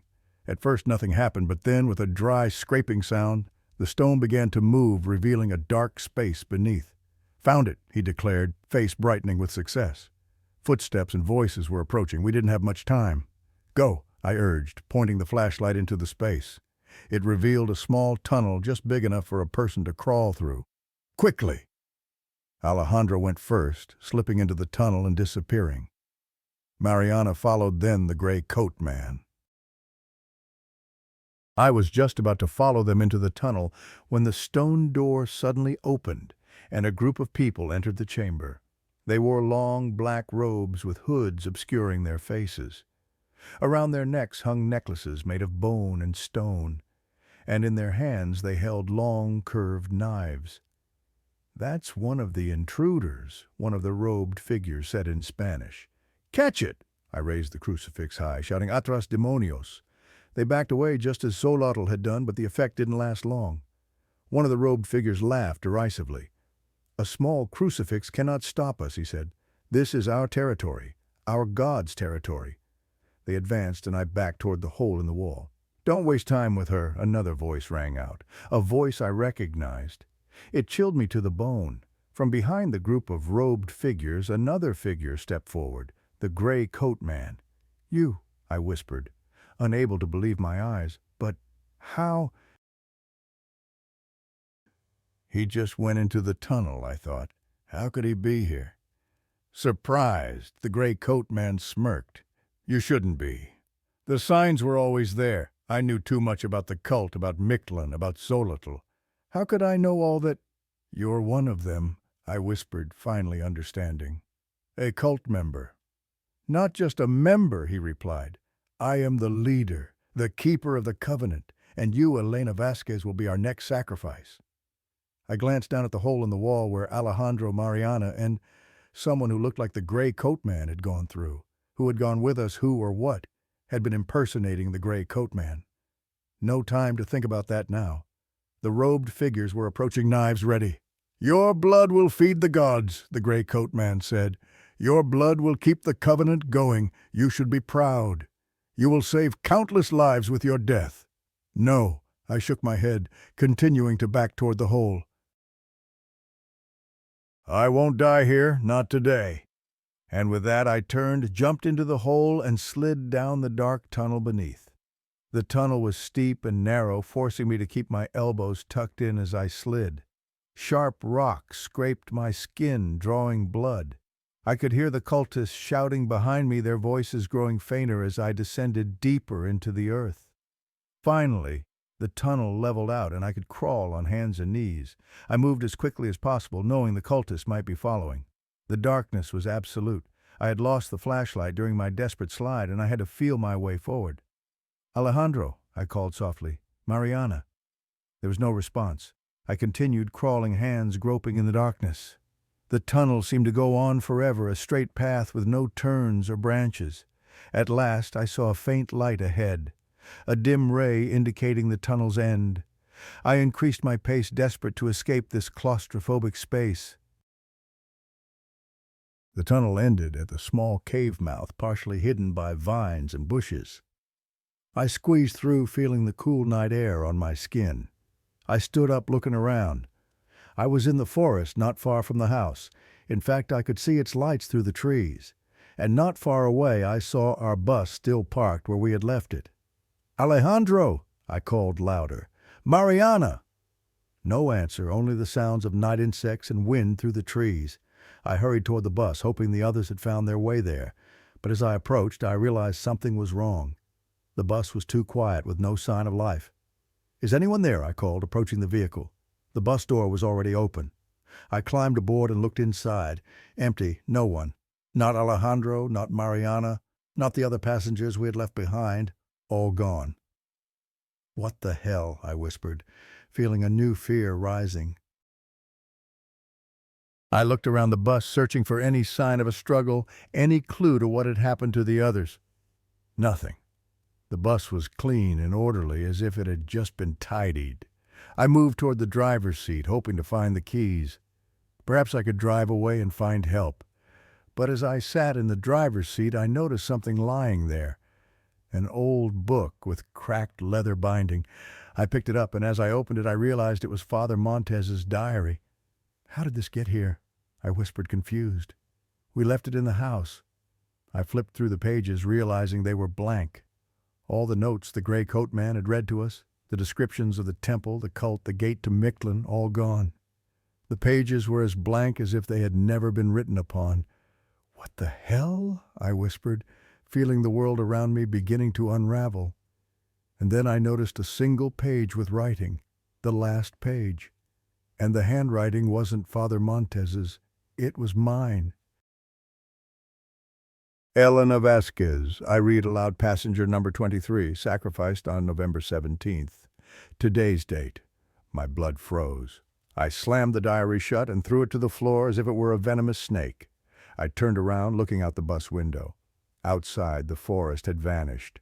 Instead, I saw an entirely different landscape, a barren wasteland with a blood-red sky and cracked, arid earth. In the distance, I could see black pyramids piercing the sky, and between them was a massive gate, a hole in the air like a tear in reality. "Mictlan," I whispered, realizing the horrific truth. "I'm in Mictlan." "Welcome home, Elena," a voice sounded from behind me. I whirled around, heart pounding in my chest. The gray coat man stood there, except it wasn't the gray coat man anymore. It was Xolotl in his true form, a tall, thin creature with glossy black skin, red glowing eyes, and teeth long and sharp as razors. "You," I whispered. "All of it. It was all you." All me, Xolotl nodded, lips spreading in a terrible smile. The gray coat man, Isabel, the bus driver, all me wearing different masks, different roles in our little play. "That's impossible." I shook my head, refusing to believe it. "That can't be." "Can't it?" Xolotl laughed derisively. "You still don't understand, do you, Elena? You never escaped the bus. You never escaped me." I clutched the crucifix tighter, holding it toward him, but to my horror it crumbled in my hand, turning to dust. "Your toys don't work here," Xolotl grinned. "This is my realm, my rules." Where are the others? I demanded, trying to sound brave despite my terror. What others? Xolotl tilted his head, mocking. There were never any others, Elena. Only you, always only you. No, I shook my head, backing away. Alejandro, Mariana, the other passengers, they were real. Were they? Xolotl stepped closer, his red eyes boring into mine. Or were they just fragments of your mind, pieces of yourself you created to avoid facing the truth? What truth? I whispered, though deep down I was beginning to understand. You died, Elena, Xolotl said simply, 3 days ago, in a car accident on the Oaxaca-Puebla highway, the same accident that killed Isabel. The words hit me like a physical blow. Memories began flooding back, headlights in the rain tires screeching, Isabel screaming, the sickening crunch of metal, then darkness. No, I whispered, tears streaming down my face. That's not true. I'm alive. I'm here. You're here, Xolotl agreed, but not in the world of the living. You've been in Mictlan all along, Elena. This is the journey all souls must take, the midnight bus to nowhere. I collapsed into the driver's seat, the truth crushing me. The bus, the passengers. The bus carries the souls of the dead, Xolotl explained, almost gently now. The passengers are those who died on the roads. The highway demons, we are the guides, the collectors of souls. We bring you to where you belong. But the cult, I said, grasping at straws. The house, the temple. All part of the journey, Xolotl said. Every soul experiences the transition differently. Some fight, some accept. You fought harder than most. That's why I had to create such an elaborate scenario for you. I looked out at the bleak landscape of Mictlan. In the distance I could see figures moving, souls wandering the wasteland. Why me? I asked, voice breaking. Why go to such lengths? Because you're special, Elena, Xolotl said, his voice changing, becoming more human. I looked up and saw that he had transformed again, now into Isabel, my friend. Special, I repeated. You were chosen, Isabel, Xolotl said, to be more than a wandering soul, to serve. Serve who? The gods of death, Isabel, Xolotl smiled. To help maintain the balance between the worlds. To help collect the souls that resist as you did. I stared at her, understanding dawning. You want me to become like you, a collector of souls? A psychopomp, Isabel, Xolotl corrected. A guide to the afterlife. It's an honor, Elena. Few are chosen. And if I refuse, Isabel, Xolotl's smile faded, then you join the wanderers, she gestured to the barren landscape. Souls with no purpose, no rest, wandering Mictlan for eternity. Is that what you want? I looked out at the wasteland again. The wandering souls seemed lost, confused, their movements aimless and desperate. I don't want either, I said firmly. I want to go back. Back, Isabel, Xolotl laughed. There is no back, Elena. The dead don't return to the world of the living. Some do, I challenged. You do. You cross between worlds. I am not human, Isabel, Xolotl reminded me. I never was. I am a god of death, ancient beyond your comprehension. I stood up facing her. You said I'm special. That I fought harder than most. Maybe I'm special enough to find my way back. Isabel Xolotl's expression darkened. It doesn't work that way, Elena. The boundary between the worlds can only be crossed by those born to do so or through specific rituals. Rituals like the ones the cult performs, I asked, remembering what the gray coat man, or rather Xolotl in disguise, had told us. Blood sacrifices to keep the gate open. Yes, Isabel Xolotl nodded. The ancient pact, blood for passage between worlds. An idea formed in my mind. A desperate, possibly foolish idea, but the only hope I had. Then I'll make a new pact, I said. My service for a chance to return. Isabel Xolotl's eyes narrowed. What are you suggesting? I'll become your psychopomp, I said. I'll help guide the dead to Mictlan. But in exchange, I want to be able to visit the world of the living sometimes. Not to stay, just to visit. Isabel Xolotl considered this, head tilted. Why would you want that? To see your loved ones move on without you, to watch them age and die while you remain as you are? It's a torture, Elena, not a gift. Maybe. I admitted. But it's my choice. Isabel Xolotl was silent for a long moment, then smiled, a smile that held no warmth, only calculation. Very well, she said. A new pact. Your service for limited passage to the world above. But be warned, Elena, there are rules. You cannot interfere with the living. You cannot reveal yourself to them. You can only observe, never participate. I understand, I said, though the restrictions pained me. And Isabel Xolotl continued, you must fulfill your duties here first, collect the souls assigned to you, guide them to Mictlan. Only after your quota is met can you visit the world above. Quota, I asked. How many? That depends, Isabel Xolotl's smile widened, on how many die on the roads. The highways are always busy, especially at night. I swallowed hard, the implication clear. I would be a harvester of tragic deaths of lives cut short by accidents and violence. The thought sickened me, but what choice did I have? Do we have a deal, Elena? Isabel Xolotl extended her hand. I hesitated, then took it. We have a deal. Her hand was ice cold, and as our palms touched, I felt a searing pain shoot up my arm. I cried out, trying to pull away, but her grip was iron. The pact is sealed with blood, Isabel Xolotl said as my skin smoked and burned where she touched me. Your blood. When she finally released me, I saw a symbol had been burned into my palm. The eye of Mictlan. It throbbed with a dull, constant pain. Now you belong to Mictlan, Isabel Xolotl said. Now you are one of us. I looked at my marked palm, feeling a profound change within me. I was no longer just Elena Vasquez. I was something else, something not quite human anymore. What happens now? I asked, my voice sounding distant even to my own ears. Now you learn, Isabel Xolotl said. Learn to shed your human form. Learn to travel between worlds. Learn to guide the souls of the dead. And my first assignment, Isabel Xolotl smiled, transforming once more, this time into Carmen, the old woman from the bus station. Your first assignment begins now, Carmen Xolotl said. The midnight bus is waiting. I looked out the window and saw a new bus had appeared, identical to the one I had boarded in Oaxaca, but somehow more ethereal, glowing with a faint bluish light. That bus, I began. We'll be departing soon, Carmen Xolotl said.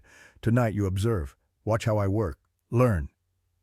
And who will be on it, I asked, though I feared I knew the answer. The recently departed, Carmen Xolotl said. Souls who died on the Oaxaca-Puebla highway tonight. There was a terrible accident just an hour ago. A bus crashed near Rio Frio. 32 passengers, no survivors. My stomach lurched. 32 lives suddenly extinguished. 32 souls about to begin the same terrifying journey I had just completed. Do they know? I asked. Do they know they're dead? Some do, Carmen Xolotl said. Most don't. That's why they need guides. To help them accept, to help them transition. By terrorizing them, I challenged, like you did with me. Each soul requires a different approach, Carmen Xolotl said dismissively. Some need gentleness. Others need fear to shake them free of their attachment to life. You fought so hard to stay alive, Elena. You needed to be frightened into acceptance. I wasn't sure if I believed her, but arguing seemed pointless. I had made my pact. I was bound to Mictlan, now bound to Xolotl's service. Come, Carmen Xolotl said, heading toward the door of the bus. It's time. I followed her out of the bus and onto the blood-red soil of Mictlan.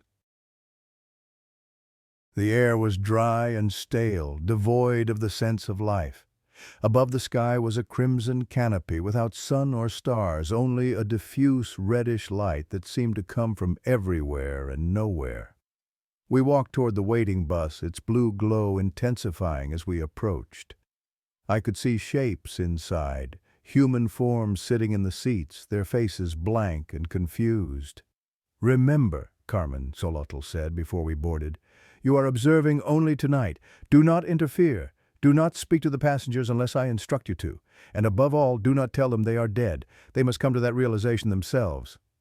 And if they don't, I asked. Then they remain on the bus, Carmen Xolotl said simply. Forever traveling the roads between worlds, never arriving, never resting. I shuddered at the thought. Eternal limbo, trapped in transit between life and death. Is that what would have happened to me, I asked, if I hadn't accepted the truth? Yes, Carmen, Xolotl said. But you did accept it in the end, and now you have a purpose. She gestured to the bus. Shall we? I took a deep breath, then nodded. Together we boarded the midnight bus to nowhere. Inside, the bus was filled with confused passengers. Men, women, a few children, all with the same lost expression, the same pallor of recent death. None of them seemed to notice us as we walked down the aisle. They can't see us yet, Carmen, Xolotl explained in a whisper. Not until we want them to. We took seats at the back of the bus. From here I could observe all the passengers.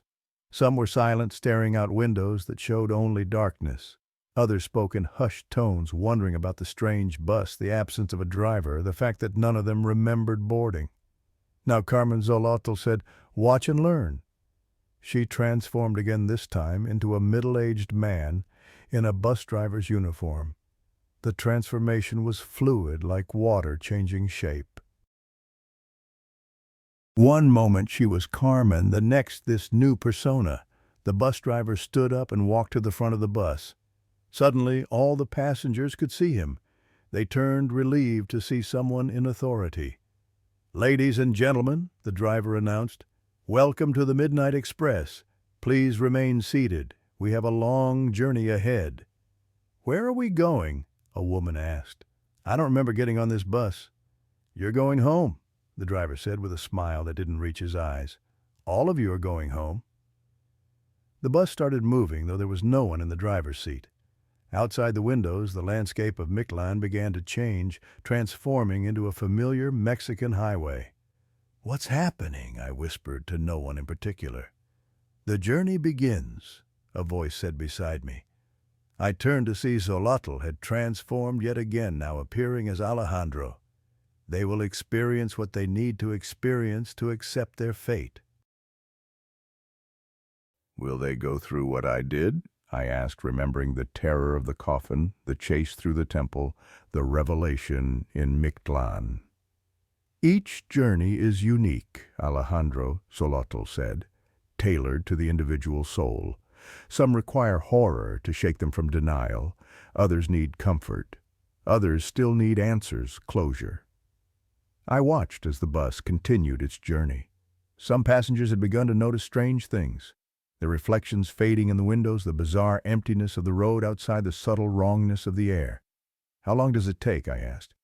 "For them to accept?" "It varies," Alejandro Xolotl said. "Hours, days, sometimes years in their perception. But here in Mictlan time flows differently.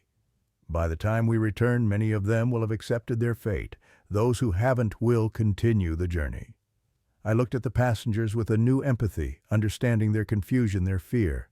I had been one of them so recently. "And what about the living?" I asked. "What happens to those left behind?" "They grieve," Alejandro Xolotl said. "They mourn, they move on. It's the way of all living things." "And can I really visit them as promised in our pact?" "Yes," Alejandro Xolotl said. "Once you've fulfilled your duties. But remember the rules. Observe only, never interfere." I nodded, already thinking of who I would visit first. My sister, my parents' old friends. The possibilities both excited and saddened me. As the bus traveled its spectral route, I noticed changes in the passengers. Some were beginning to look frightened, as if seeing things the others couldn't. Others seemed resigned, a dawning understanding in their eyes. A few remained oblivious, chatting as if on a normal bus trip. "It's starting," Alejandro Xolotl said. "They're individual journeys to acceptance. Watch carefully, Elena. Soon you'll be guiding souls on your own." I observed in fascinated horror as the bus interior began to change subtly for different passengers. For one man, water seemed to be seeping in around his feet. Perhaps he had drowned. For a woman, flames danced at the edges of her vision, a fire victim possibly. Each was experiencing a personalized transition, a tailored path to acceptance. "This is cruel," I whispered. It's necessary, Alejandro Xolotl countered. The dead must accept their state, otherwise they become trapped between worlds, neither alive nor properly dead. Ghosts, specters, lost souls. I wasn't convinced, but I kept my doubts to myself. I had made my pact. I was bound to this role now. The bus journey continued, winding through impossible landscapes. Sometimes the Mexican highways, sometimes barren wastelands, sometimes places that defied description where physics and reality seemed optional.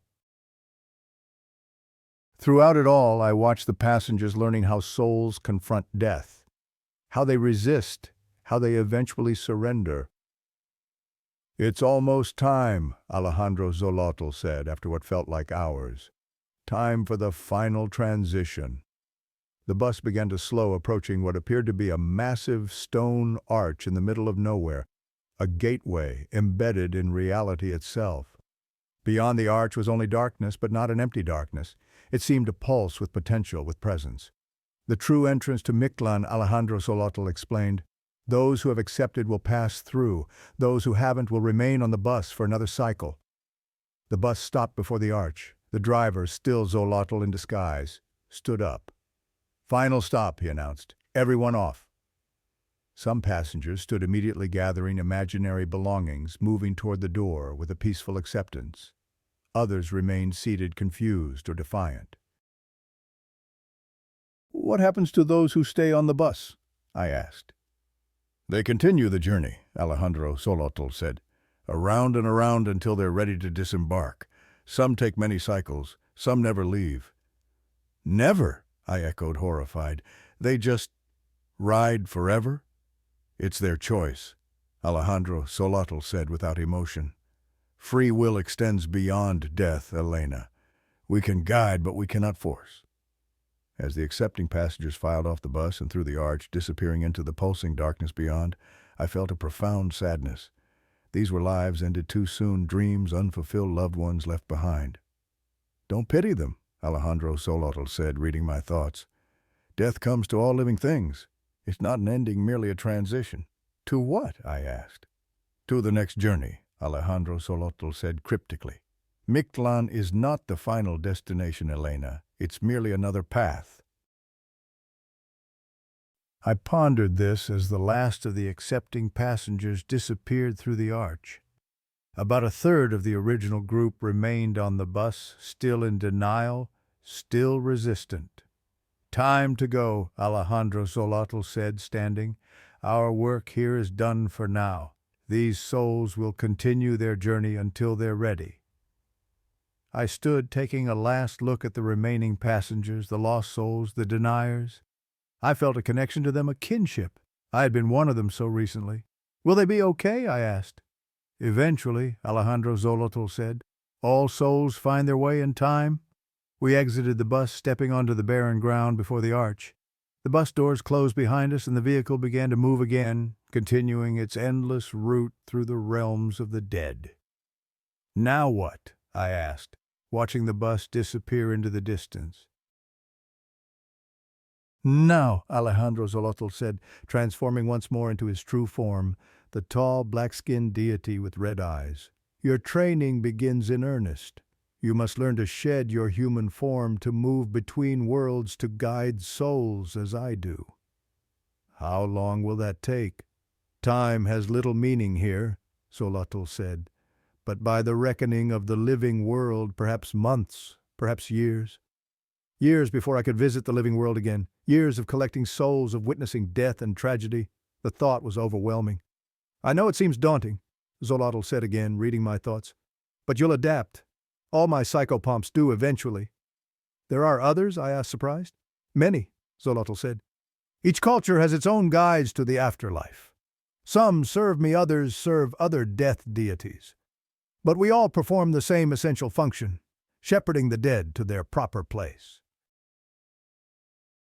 I looked around at the bleak landscape of Mictlan, wondering where these other psychopomps were, what forms they took, what journeys they guided.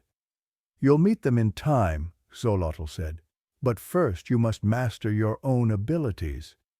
He reached out, touching my forehead with one long clawed finger.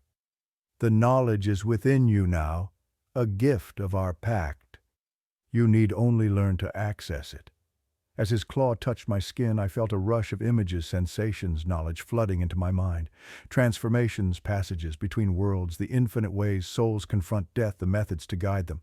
I gasped, overwhelmed by the torrent of information. When it subsided, I felt changed, more aware of Mictlan, more connected to it. I could feel the souls wandering its vastness, could sense the boundaries between the realms of the living and the dead. "Do you feel it?" Xolotl asked. "The power of a psychopomp?" "Yes," I whispered, awed and terrified in equal measure. "I feel it." "Then your first lesson begins now," Xolotl said. "Transform, shed your human appearance, become what you truly are now." "I don't know how," I protested. "Yes, you do," Xolotl insisted. "The knowledge is within you. Focus." I closed my eyes, concentrating on the new awareness within me. I could feel my form solid, yet somehow malleable, anchored to my self-perception, yet capable of change. "Release your attachment to your human shape," Xolotl instructed. "It is merely a memory, now a habit. You are more than that form." I tried to follow his guidance, imagining my body dissolving, reforming into something new. At first nothing happened. Then I felt a tingling sensation spreading from the mark on my palm throughout my body. "Yes," Xolotl encouraged. "Continue." The tingling intensified, becoming almost painful. I gasped as I felt my skin, my flesh, my very bones beginning to shift, to flow like wax. "Open your eyes, Elena," Xolotl commanded. "See your true form."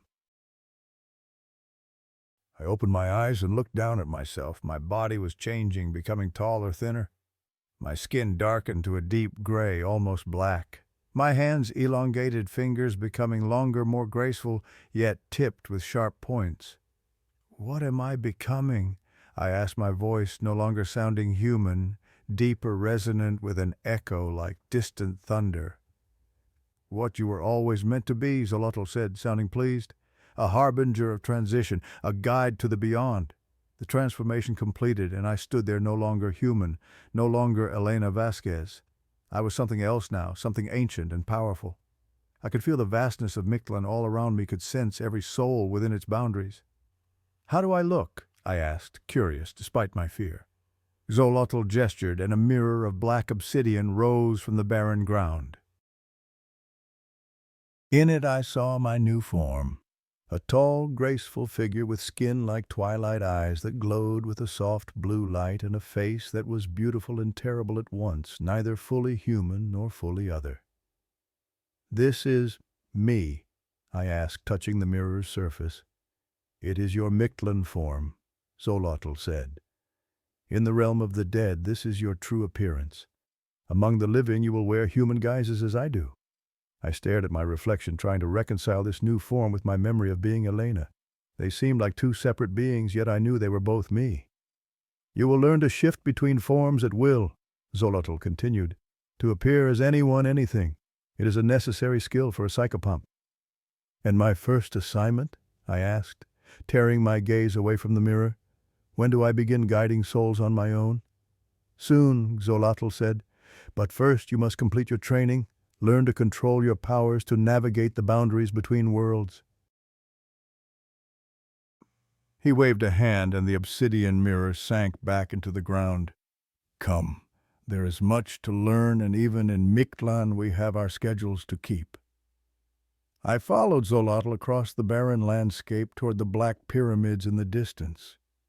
With each step I felt less human, more a creature of Mictlan. Yet deep within, a spark of Elena Vasquez remained, a stubborn ember of humanity that refused to be extinguished, and with it a determination that somehow, someday, I would find a way to break free of this pact, to return to the world of the living, not just as an observer, but as a participant once more.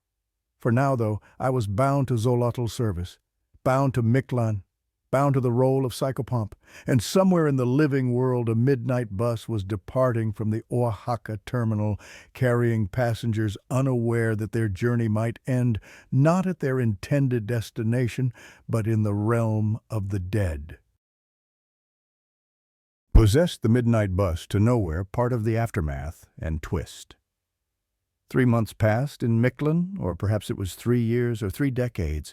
Time flowed differently in the realm of the dead, stretching and compressing like a dream. I had grown accustomed to my new existence as a psychopomp guiding souls from the world of the living to their final destination. Each night I would board the midnight bus in different guises, collecting those who had died on the highways of Mexico. I had become proficient in transformation, able to shift between forms at will. Sometimes I appeared as Carmen, the elderly woman at the bus station. Other times I took the form of a ticket attendant, a fellow passenger, or even a child. Whatever form would best help the newly dead accept their fate. Xolotl had been a demanding teacher, but an effective one. Under his tutelage I had learned to move between worlds, to sense the recently departed, to ease their transition to Mictlan. I had performed my duties diligently, building up credit toward the promise in our pact, the chance to visit the world of the living. Finally, after what felt like an eternity, Xolotl summoned me to the black pyramid that served as his sanctuary in Mictlan. "You have served well, Elena," he said, seated on a throne of obsidian. "Your quota has been met. As promised, you may now visit the world above." My heart leaped with excitement, if the dead could still be said to have hearts. "When can I go?" "Now, if you wish," Xolotl said, "but remember the rules. You cannot interfere with the living. You cannot reveal yourself to them. You are an observer only." "I understand," I said, trying to contain my eagerness. "You have until sunrise," Xolotl continued. "When the sun rises in the world of the living, you must return to Mictlan." I nodded, already thinking of who I would visit. My sister, my parents' old friends from university. "How do I cross over?" I asked. "The same way we always do," Xolotl replied. "Through the roads in between." He gestured, and a portal opened in the air before us, a shimmering doorway that revealed a familiar highway at night, the Oaxaca-Puebla road where I had died. "A fitting place to begin your visit," Xolotl said with a cold smile. "Go now, but remember sunrise." I stepped through the portal and emerged onto the side of the highway. It was a cool, clear night, stars scattered across the sky above. In the distance I could see the headlights of cars moving along the road, unaware of my presence. I looked down at myself, realizing I had automatically assumed my human form. Elena Vasquez, as she had been in life, wearing the same clothes I had worn on that final bus journey.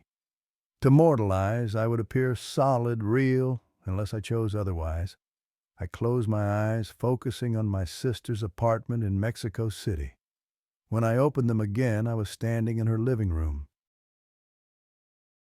The space was dark except for the blue glow of a television, its volume low. On the couch, my sister Lucia lay sleeping, a blanket pulled up to her chin. My heart ached at the sight of her. She looked thinner than I remembered, with dark circles under her eyes. On the coffee table sat a framed photo of the two of us, taken at my university graduation. Beside it was a small shrine, a candle, flowers, and another photo of me. She was still grieving. I moved closer, wanting to touch her, to let her know I was okay. But I remembered my promise: observe only, never interfere. So I stood there watching her sleep, memorizing the details of her face, storing them away to revisit during the long stretches in Mictlan. After a while I left her apartment, wandering the streets of Mexico City. The city was never truly asleep, even at this hour. People moved about, late-night workers heading home, early morning vendors setting up stalls, revelers stumbling back from clubs. All of them alive, all of them unaware of the dead walking among them. I found myself drawn to the university where I had taught English. The campus was quiet at night, buildings dark and locked. I passed through the walls of my old classroom, standing at the lectern where I had once stood in life. Had they hired someone to replace me? Were my students told what happened? Did they mourn or simply move on with another teacher? These questions had no answers, at least none I could discover tonight. I left the university and continued my journey through the living world.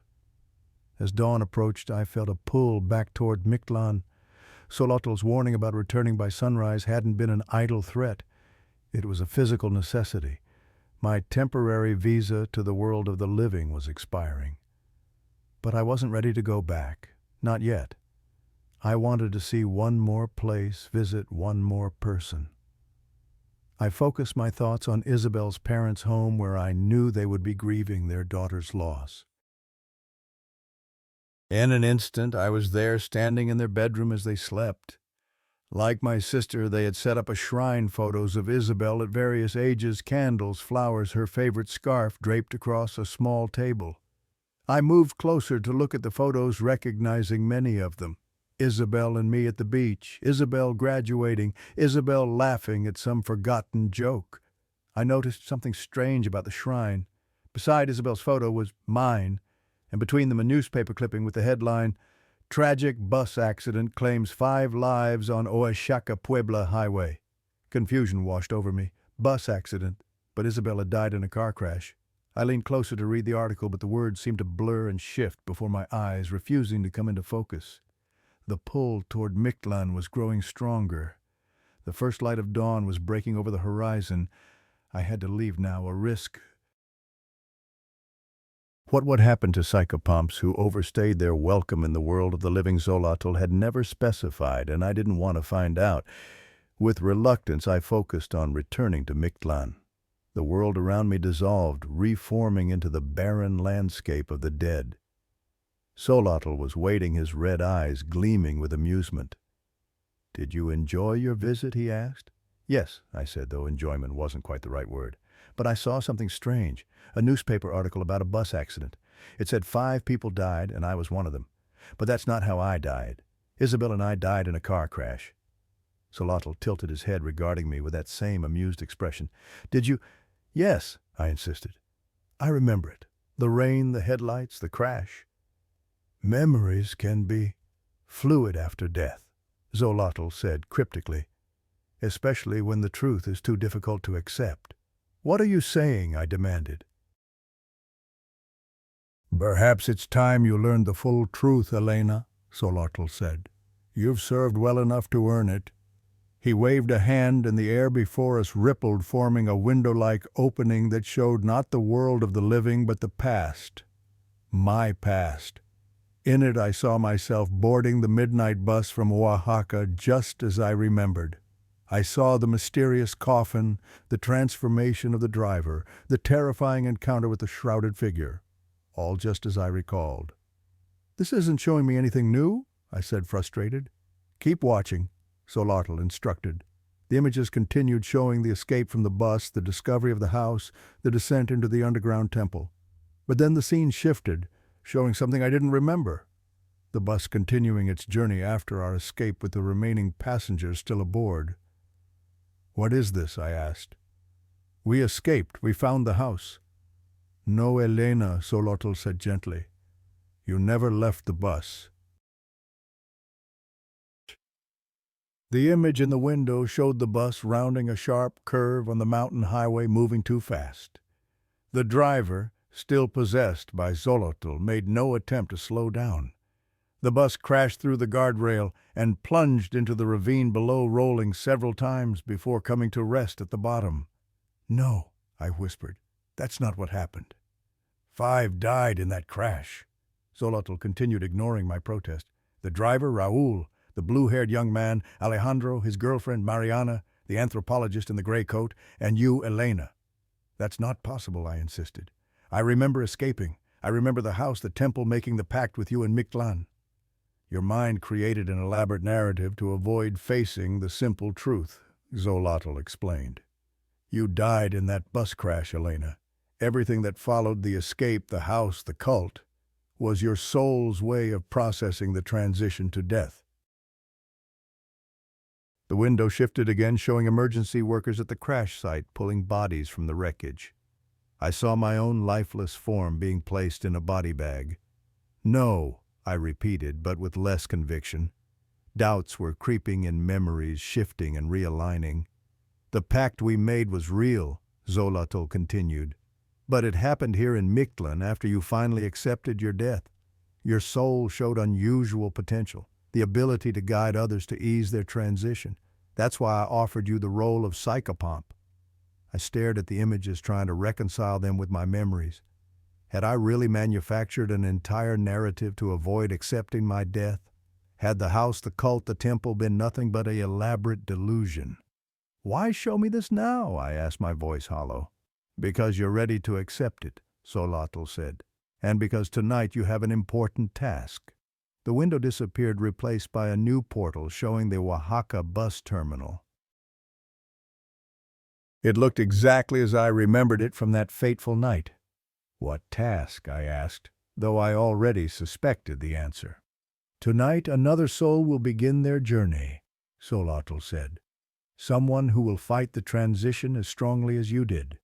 Someone who will need a special guide." "Who?" "Your sister Lucia," Xolotl said, his voice devoid of emotion. "She's taking the midnight bus to visit your grave in Oaxaca." Horror washed over me. "No, not Lucia. Death comes to all Elena," Xolotl said. "Sooner or later. For your sister, it's sooner." "You can't," I pleaded. "Please, not her." "It's not my decision," Xolotl said. "I don't cause death, I merely collect its aftermath. Your sister's fate was sealed when she purchased her ticket." "Then I refuse to guide her," I said, defiant. "Find someone else." "That wasn't part of our pact," Xolotl reminded me. "You agreed to serve as psychopomp to guide the souls assigned to you. Your sister has been assigned to you precisely because of your connection. She will fight the transition. She will need someone she trusts to guide her." "To trick her, you mean?" I spat. "To deceive her into accepting death." "To help her," Xolotl corrected. "Would you prefer she become one of the eternal wanderers trapped between worlds, never finding peace?" I had no answer. The thought of Lucia, lost forever in that in-between state, was worse than the thought of guiding her to Mictlan. At least here I could watch over her, be with her in some form. "What must I do?" I asked, defeated. "Board the midnight bus," Xolotl instructed. "Appear to her as Carmen as I appeared to you. Warn her, guide her, help her accept." The portal widened, becoming a doorway to the Oaxaca terminal. Through it I could see Lucia sitting alone on a bench, her expression drawn and tired. She was clutching a small bouquet of flowers, probably meant for my grave. "Remember Elena?" Xolotl said as I stepped toward the portal. "In the end you cannot change her fate. You can only ease her passage." I nodded, understanding at last the cruel mercy of my role. As I passed through the portal, I felt my form shifting, becoming Carmen, the elderly woman who had warned me on my final night among the living. I approached Lucia and sat beside her just as Carmen had sat beside me. My sister didn't look up, lost in her thoughts. "Going somewhere, dear?" I asked, using Carmen's gravelly voice.